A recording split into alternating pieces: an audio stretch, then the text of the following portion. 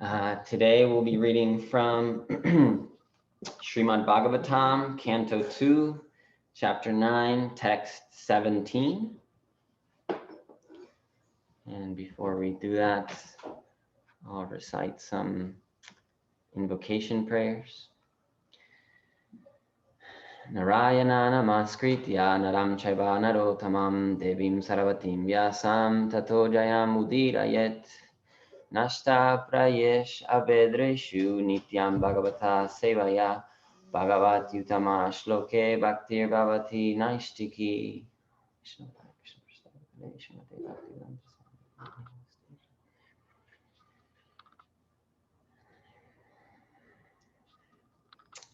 Okay, so again, we're reading from Srimad Bhagavatam, Canto 2, Chapter 9, Text 17.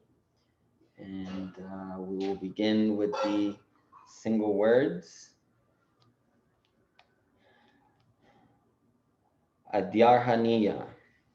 Adyarhaniya. Asanam. Asanam. Astitam. Astitam. Param. Param. Vritam. Vitam. Chatu. Chatu. Prakriti. Purusha Mahat. Oh no. Oh, Chatu. Shodasha. Shodasha. Pancha. Pancha. Shaktibi. Shaktibi. Yuktam. Yuktam. Bagai. Bagai. Swai. Sway. Swai. Itaratra. Itaratra. Cha. Cha. Adruvai. Adruvai. Swa. Sway. Eva. Eva. Daman. Daman. Ramamanam. Ramamanam. Ishvaram. Adyarhaniya sanamastitam param. Adyarhaniya sanamastitam param. Vritam chatushodasha pancha shaktivi. Vritam chatushodasha pancha shaktivi. Yuktam vagai swaritaratra chadruvai. Yuktam vagai swaritaratra chadruvai. Swai vadaman ramamanam ishvaram. Swai vadaman ramamanam ishvaram. Adyarhaniya sanamastitam param.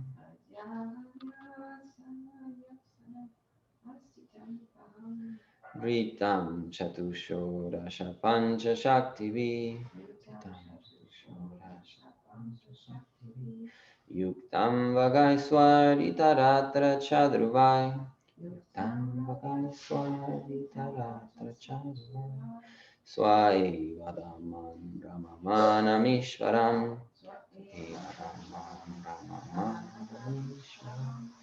Adyarhaniya sanamastitam param. Vritam chatushodasha pancha shaktivi. Yuktam vagai swaritaratra chadruvai. Swai vadaman ramamanam ishvaram.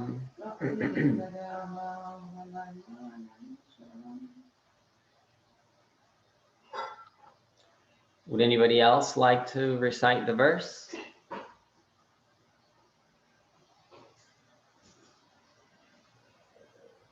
Adharanhanayasanam astitam param. Adyarhaniya sanamastitam param. Vriktam chatursodasha pancha shaktibri. Vritam chatushodasha pancha shaktivi. Shaktibi. Okay. Yuktam bhagahis ver itatara cha. Okay, that's hard. Svai. Yuktam vagai swaritaratra chadruvai. Sva eva dharman ramamana ishvaram. Swai vadaman ramamanam ishvaram. Adyarhaniyarshanamashitam param. Adyarhaniya sanamastitam param. Vritam chatusodasha pancha shaktibi. Vritam chatushodasha pancha shaktivi.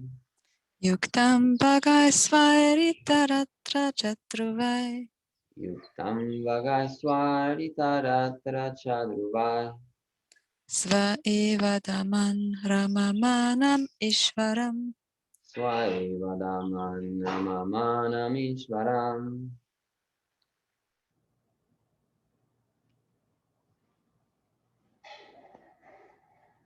Would anybody else like to recite the verse?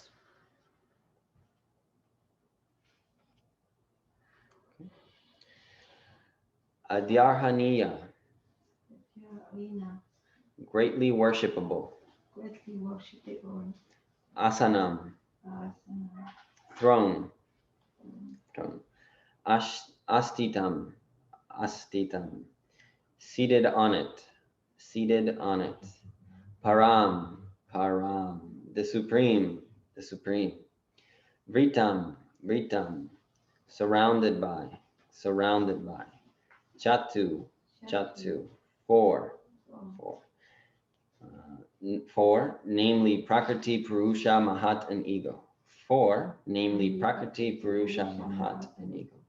Shodasha, Shodasha, the 16. 16. Pancha, the five. Shaktibi, by the energies. Yuktam, yuktam, empowered with, empowered with. Vagai, vagai, his opulences. Swai, personal, personal. Itaratra, itaratra, other minor prowesses, other minor prowesses. Cha, cha, also, also. Adruvai, adruvai, temporary, temporary. Swa, swa, own, own. Eva, eva, certainly, certainly. Daman, daman, abode, abode. Ramamanam, ramamanam, enjoying, enjoying. Ishvaram, ishvaram, the Supreme Lord, Supreme Lord. Translation. The Lord was seated on his throne and was surrounded by different energies like the 4, the 16, the 5, and the 6 natural opulences, along with other insignificant energies of the temporary character. But he was the factual Supreme Lord, enjoying his own abode. Purport by His Divine Grace A.C. Bhakti Vedanta Swami Prabhupada. The Lord is naturally endowed with his 6 opulences, namely, he is the richest in wealth, he is the most powerful, he is the most famous, he is the most beautiful, he is the greatest in knowledge, and he is the greatest renouncer as well. And for his material creative energies, he is served by 4, namely the principles of Prakriti, Purusha, Mahatattva, and Ego. He is also served by the 16, namely the 5 elements, earth, water, air, fire, and sky. The 5 perceptive sense organs, namely the eye, ear, nose, tongue, and skin. And the 5 working sense organs, namely the hand, the leg, the stomach, the evacuation outlet, and the genitals. Together with the mind, they are 16 in all. And the 5 includes the sense objects, namely form, taste, smell, sound, and touch. All these 25 items serve the Lord in the material creation, and all of them are personally present to serve the Lord. The insignificant opulences, numbering 8, the Ashtasiddhis attained by yogis for temporary overlordship, are all under his control, but he is naturally full with all such powers without any effort, and therefore he is the Supreme Lord. The living being, by severe penance and performances of bodily exercises, can temporarily attain some wonderful power, but that does not make him the Supreme Lord. The Supreme Lord, by his own potency, is unlimitedly more powerful than any yogi. He is unlimitedly more learned than any jnani. He is unlimitedly richer than any wealthy person. He is unlimitedly more beautiful than any beautiful living being. And he is unlimitedly more charitable than any philanthropist. He is above all, and no one is equal to or greater than him. Nor can anyone reach his level of perfection in all the above powers by any amount of performance of penance or yogic demonstration. The yogis are dependent on his mercy. Out of his immensely charitable disposition, he can award some temporary powers to the yogis because of the yogis hankering after them. But to his unalloyed devotees, who do not want anything from the Lord save and accept his transcendental service, the Lord is so pleased that he gives himself in exchange for unalloyed service. Vishnu Padaya Krishna Prastaya Bhutale Shrimate Bhakti Vedanta Swami Niti Namane Namaste Saraswati Deve Gauravani Pracharine Nirvishesha Shunya Bari Pastyatya Deshatarine. So we're reading from Srimad Bhagavatam, Canto 2, Chapter 9, Text 17.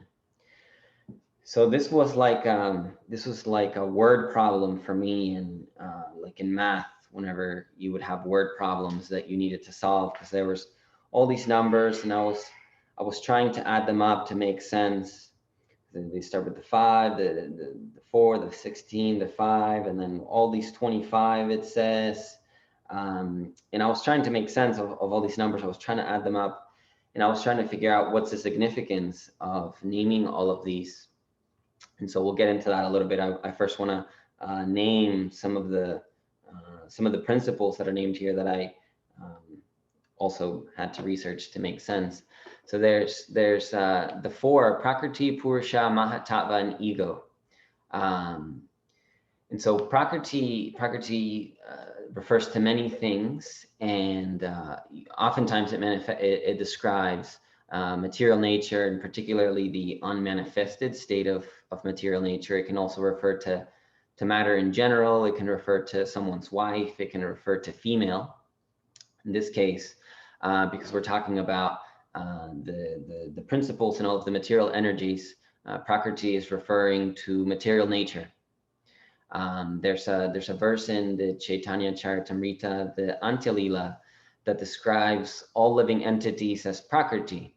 It says, one day Balabha Bhatt said to Advaita Acharya, every living entity is female, Prakriti, and considers Krishna her husband, Pati. I really liked this verse describing we're in this day and age where there's this whole equality thing and equity thing and non-difference between the genders and so many things, racism, all the different isms. And I really like this verse because it puts it so simply. We're really all the same. We're all Prakriti. We're all female living entities. And I really like the part that we can consider Krishna our husband. I really like this part of getting to have such an intimate relationship with Krishna. So the second of the 4 named in the purport is Purusha, and Purusha also, my understanding is probably most Sanskrit words can mean many things, which sometimes makes it confusing for my non-Sanskrit brain to understand. But Purusha can mean enjoyer. It can refer to a man. It can also refer to the one and only man, as we heard just moments ago, Krishna. And it can also refer to incarnations of Krishna. So Mahavishnu is called Purusha. Garbhodakashai Vishnu is referred as Purusha. Krishna Dakashai Vishnu is also referred as Purusha. So really it refers to the Supreme Personality of Godhead. So Krishna, and also it's an expansion of Krishna, many, if not all of his incarnations. And so in this case, my understanding of the Purusha that's being described here is the living entity in the form of enjoyer, as the living entity endeavors to enjoy the material nature. And another verse from the Chaitanya Charitamrita that I liked that describes how Krishna is attractive, is all attractive to male and female. So sometimes that distinction is made, male and female, and sometimes the distinction is not made, and it said we're all the same. In particular, we're all Prakriti, we're all female. But in this particular verse from the Madhya Lila, 8:139, if you're interested, it describes Krishna the very name Krishna means that he attracts everyone. He attracts even Cupid. And so this includes male and female when we're in the mode of, say, of the false ego, which is the fourth item, or when we're in the mode of Purusha, of attempting to enjoy material nature, then maybe those distinctions, male and female, apply.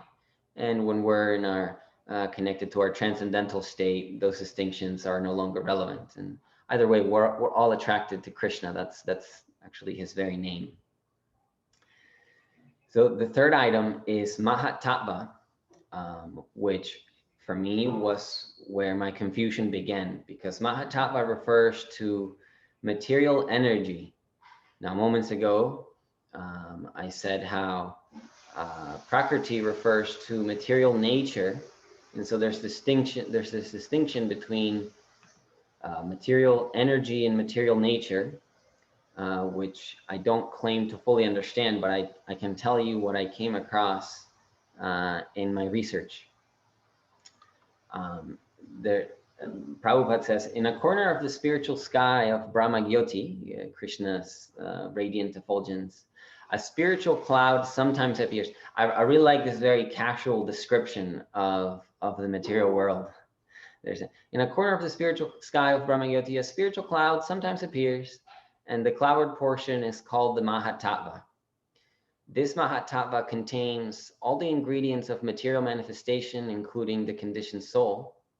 Primarily, this Mahatattva is divided into 16 parts, as we saw in the verse here, namely the 5 gross elements and the 11 working instruments or senses. So that's the, as also described in the purport here, the 5 working senses, the 5 perceptive senses, and then the mind. It is like the cloud in the clear sky. In the spiritual sky, the effulgence of Brahman is spread all around, and the whole system is dazzling in spiritual light. The Mahatattva is assembled in some corner of the vast, unlimited spiritual sky, and the part which is covered by the Mahatattva is called the material sky. This part of the spiritual sky called the Mahatattva. So to me, it's not exactly very clear, the distinction there. But somewhere else, I found that Prabhupada says, the material nature gives birth to the total material energy known as the Mahatattva. So again, there's this distinction between the material nature and then the total material energy known as Mahatattva.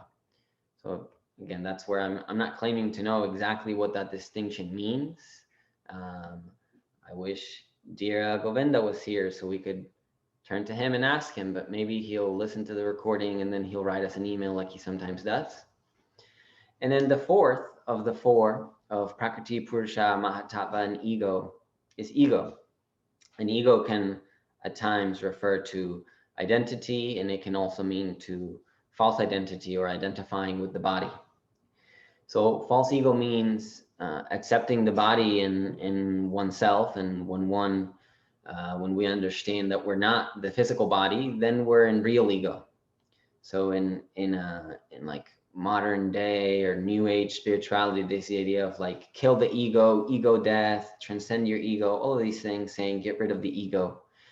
And Prabhupada says that that's nonsense. The ego is there. You can't eliminate the ego. In a way, trying to eliminate the ego is a Mayavadi approach. It's a Mayavadi approach where we're essentially trying to merge into the oneness, merge into the white light, or as I've heard Dear Govinda say, trying to commit spiritual suicide.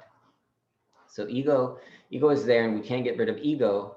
But what we can do is make another distinction: is we can have real ego and not false ego. So we can become disillusioned in our ego and go to real ego. And it's described that in the material nature, in the material mode of existence, the ego is subdivided into 3 categories of ego. There's ego in goodness, from which, if I recall correctly, the mind arises, and the predominating deity of this ego and of the mind is Aniruddha. There's ego in passion, which I don't know that I remember exactly. I believe the 10 senses come from. And then there's ego in ignorance, from which I believe the sense objects arise, and particularly sound in the ear, also connected to that ego. So I can send you, I know sometimes when I do this kind of research, sometimes people ask me for references. I can send you those if you want to look more into it. Oh. Okay. So when I was trying to make sense of these 25, because I've heard the sometimes the 24, sometimes the 25, sometimes the 26 elements of material nature described in Sankhya Yoga.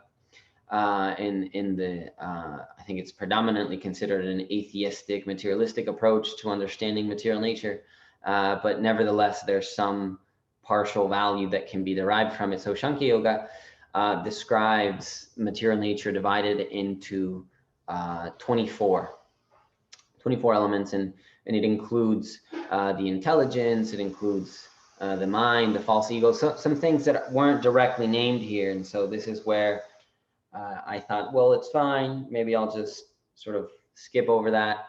And then I was like restless. I was like, no, I can't not understand that there's numbers involved. I want to understand the numbers. I have a very, we could say maybe like obsessive mind when it comes to numbers. And so I like to understand the numbers. So Sankhya philosophy describes the 24 elements first as material nature. And describes material nature produces material energy. So there's again this distinction that is kind of amorphous to me. So material nature, this is number one. This is Prakriti, as was named in our purport, produces the material energy known as Mahat or Mahatattva. And somewhere else I found intelligence refers to the total material creation called Mahatattva. So this is where this one key element in Sankhya Yoga, intelligence, is described. This is Mahatattva. And Mahat produced the false ego. So that's three. We have Prakriti or material nature. We have Mahat or intelligence. We have false ego or ego. The ego produced the 5 objects of sense perception. So that puts us up to 8 elements, which produce the 10 senses, the 5 senses for acquiring knowledge and the 5 senses for working, for carrying out work. So the 8 that we had plus the 10, we have 18. The mind is 19, and the 5 gross elements puts us as 24. So this is how Sankhya Yoga sometimes describes the 24 elements. And this is often considered in a more atheistic approach. And then we can count the Purusha, or the enjoyer. So this is the individual entity, the individual living soul. So that this is 25 elements. And then the super soul, the most important of them all, is above those previous 25 elements. And so that's the sometimes we can hear the 24 elements of material nature, 25 elements, 26 elements. So this is my description of how sometimes it's described as 24, 25, 26. And continuing with the purport, there's the distinction between the 6 natural opulences and then the 8 insignificant opulences. And my understanding of why they're insignificant is because they're temporary. So the 8, so they're the Ashta Siddhi. So Ashta means 8 and Siddhi means perfection. So these are the 8 mystic perfections that yogis aspire towards. I don't know all the details of what they are, maybe because they're insignificant or maybe because I didn't look into it. But the idea is that they're not really all that important. Nevertheless, even if they were important, any amount that any living entity could achieve of these mystic perfections, Krishna already has automatically by default without doing any austerity. So we can already consider the difference. There's a verse in the Srimad Bhagavatam in the 9th canto that describes the son of Kritvarya, Arjuna. So Kritvarya Arjuna became the emperor of the entire world, consisting of 7 islands, and received mystic power from Dattatreya, who is the incarnation of the Supreme Personality of Godhead. So thus he achieved the perfections that we're talking about, known as the Ashtasiddhi.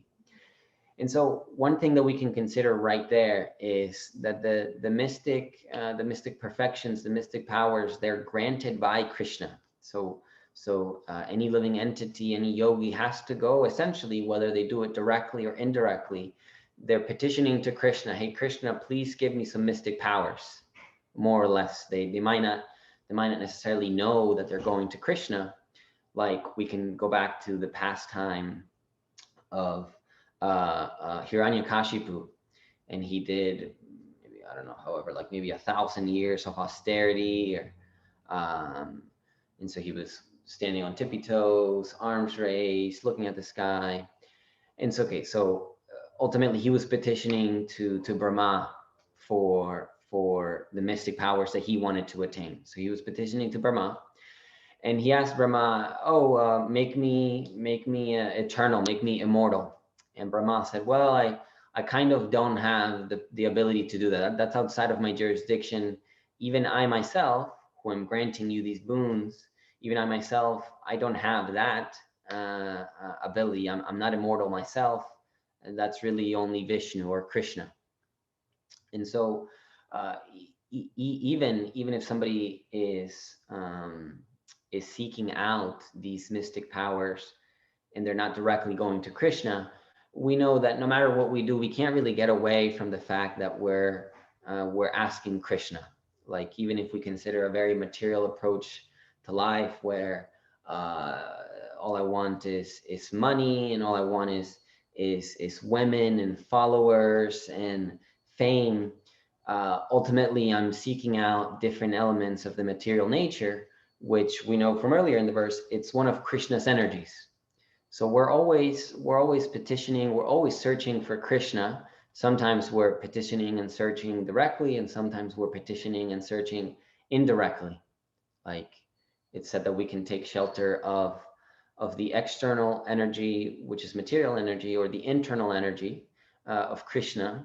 In either way, we're taking shelter of one of Krishna's energies. So there's really, this is also something that brings me comfort sometimes,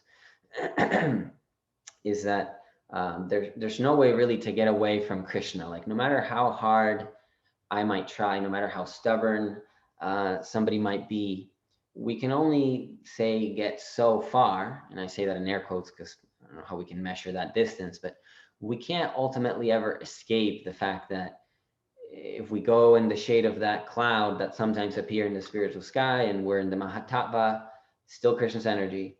And if we get out of the shade and we go into the full glaring effulgence of the spiritual world, we're still with Krishna. And if we're on any Vaikuntha planet, really it's Krishna's energy. If we're in Krishna Loka, it's still.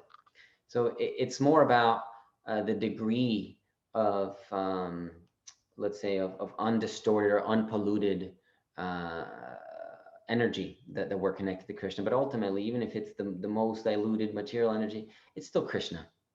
And so for me, that's reassuring, because sometimes I worry, like, oh wow, I'm so stubborn, or I'm so this or that, and so then maybe I'll lose Krishna or something. And then it's reassuring that, like, no matter how stubborn I can be, I actually can't get away. Everything is still Krishna. Everything can be dovetailed in the service of Krishna.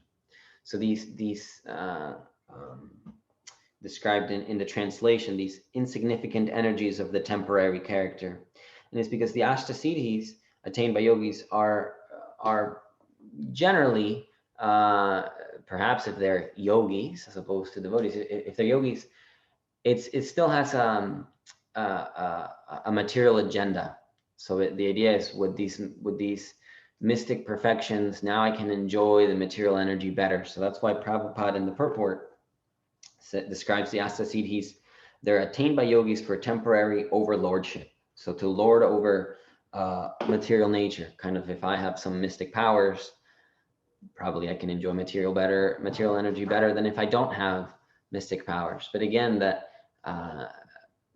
whatever mystic powers one achieves, Krishna is the one, directly or indirectly. Just like it said, whether one worships the demigods or Krishna directly, they're still worshiping Krishna. Like if one is worshiping the demigods, okay, the demigods get their ability to grant benefits or boons or whatever it might be. They get them from Krishna, and it's also described somewhere. I don't know where the reference for this one is, but I remember that Krishna gets a portion of whatever puja, whatever celebration, whatever might be given to a demigod. Krishna gets a portion of this because ultimately it's all for him anyway. And in the first canto of Srimad Bhagavatam, canto 1, chapter 5, 6th verse, Prabhupada talks about these Ashtasiddhis. Again, in relation to, in connection to what we're talking about here, he writes, a person who is 100% engaged in the service of the Lord is the emblem of all knowledge. Such a devotee of the Lord in full perfection of devotional service is also perfect by the qualification of the personality of Godhead. As such, the eightfold perfections of mystic power, the Ashtasiddhi, constitute very little of his godly opulence. In this case, the his referring to the devotee in full perfection of devotional service. So the Ashtasiddhis constitute very little of his godly opulence. A devotee like Narada can act wonderfully by his spiritual perfection, which every individual is trying to attain. Srila Narada is 100% perfect, is a 100% perfect living being, although not equal to the personality of Godhead. So here's described how the perfection of being a perfect devotee is so much more wonderful than the perfection of attaining any of these so-called mystic perfections. That the perfect devotee, the eightfold perfections are very little of his godly opulence. So that again referring to the devotee, and then we can consider the perfection of even a pure devotee is infinitesimal compared to the wonderful perfection of Krishna himself. Okay, and so we talked a lot about numbers, a lot of ways to categorize and name the material energy, and so I found a description that I found super interesting in the 4th canto. So this is Krishna coming to Baidarbi in the form of what he refers to himself as an old friend, a Brahmin. So I believe the background to the story that Dear Govinda mentioned recently was that Baidarbi was in his previous life a king, and so the king was I don't remember his name here, maybe one of you do. The king was very attached to his wife, and so in the next life he was born as a wife. So this is Baidarbi, and so this Brahmin, Krishna, coming to Baidarbi, describes the material body. He says, in that city, the material body, there are 5 gardens, 9 gates, 1 protector, 3 apartments, 6 families, 5 stores, 5 material elements, and 1 woman who is the lord of the house. So this I found super interesting. Oh, tell me more. My dear friend, the 5 gardens are the 5 objects of sense enjoyment, and the protector is the life air, which passes through the 9 gates. So the 9 gates are the different openings of the body. So the 2 eyes, the 2 nostrils, the 2 ears, that's 6. The mouth is 7. We have the rectum and the genital, so that's 9. The 3 apartments are the chief ingredients, fire, water, and earth. The 6 families are the aggregate total of the mind and 5 senses. So that's the 5 perceptive senses and the mind. The 5 stores are the 5 working sensory organs. They transact their business through the combined forces of the 5 elements, which are eternal. Behind all this activity is the soul. The soul is a person and an enjoyer in reality. However, because he is now hidden within the city of the body, he is devoid of knowledge. And then the final verse here, my dear friend, when you enter such a body, along with the woman of material desires, you become overly absorbed in sense enjoyment. Because of this, you have forgotten your spiritual life. Due to your material conceptions, you are placed in various miserable conditions. So I found that a super interesting description. So I'll read the verse again, and then we can move to questions and comments. So the verse reads, let me read the Sanskrit first. Adyarhaniya sanamastitam param vritam chatushodasha pancha shaktivi yuktam vagai swariteratra chadruvai swaeva daman ramamanam ishvaram. The Lord was seated on his throne and was surrounded by different energies like the 4, the 16, the 5, and the 6 natural opulences, along with other insignificant energies of the temporary character. But he was the factual Supreme Lord, enjoying his own abode. Hare Krishna. So I welcome, I open it up to questions, comments, corrections, additional information at this time.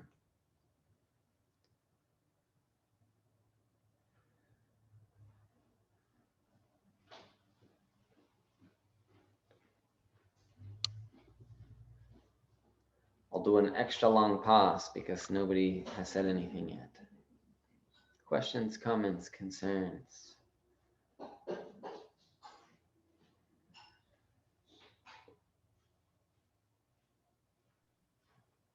I have a comment. Yes, Anandini. Thank you for your class. What I take from this verse and from what you spoke about is that really, like nothing has, like there's no guarantee. I was thinking this morning, like there's no guarantee for anything. Like I can give my best in taking care of things or like purifying my consciousness, my heart, my emotions, pulling my weeds. I can do my best, and there's no guarantee for a certain result, like I don't know, abundance or good health or a long life, or there's and this verse and what you spoke about just brought that out for me again, or strengthened this insight that there is no guarantee on the material platform. And then there's God, there's Krishna, there's the holy name, and that's always available. That's like as in this verse, there's all this, I don't have the text here right now, but all these different numbers and and energies, but what is important is that God is there, and he's important, he's eternal, and he's always available. Like that's the only guarantee. Yeah, I appreciate your comment because, okay, there's all these numbers described, and like really the translation of the verse begins with the Lord was seated on his throne and was surrounded by different energies. So like, okay, I focused so much on the different distinctions, and I like you bringing it back to, and really Krishna is at the center of all of those complexities. Mm-hmm. Yeah. And he is what remains, like when all these complexities all the energies are gone, or they're all like they're going to our body is going to disappear with time. Yeah. And all the things that I know here in this world and that I relate to, they're all going to disappear today or tomorrow or in a few hundred years. Yeah. Yes, in connection to that story that I shared at the end, there's the life air is the protector, I believe, against time. And so one can only protect against time for so long. And like you're saying, sooner or later, that city will be destroyed. All the apartments and the families within that city, all of that is destroyed. Yeah, and it's quite pessimistic in a way. And yet with God there in the center, like as solid, always there's a lot of reassurance and a lot of joy. Yeah. So sometimes when people are accused of being pessimistic, they'll say, no, I'm just being realistic.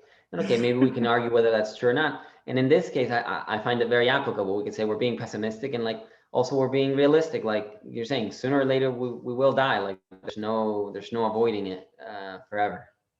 Mm-hmm. Yeah. So thank you. Yeah. Thanks for sharing. And I'm inspired that what you're getting from it is sort of to realize that ultimately we're not in control and that we can't guarantee any outcome.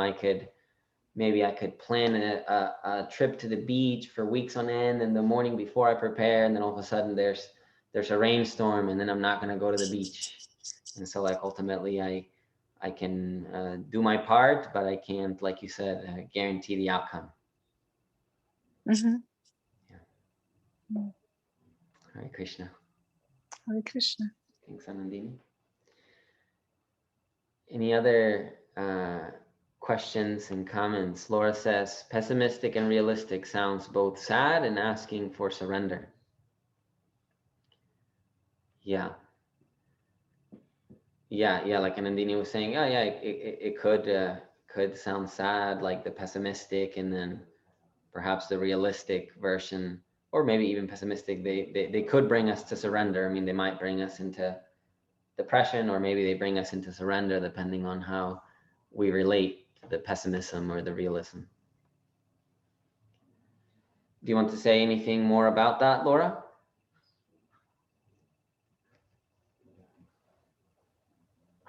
No, but Okay. thank you for what you just said. Yeah. Yeah. Okay, any other questions or comments before we close class for today?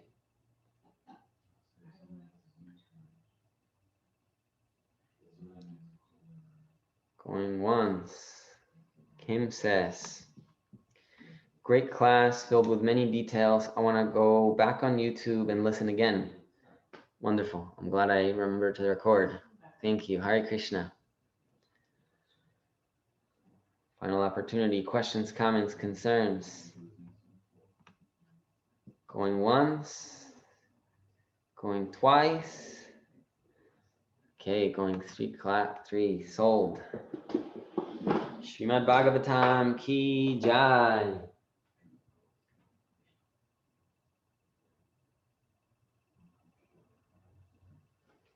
Hare Krishna.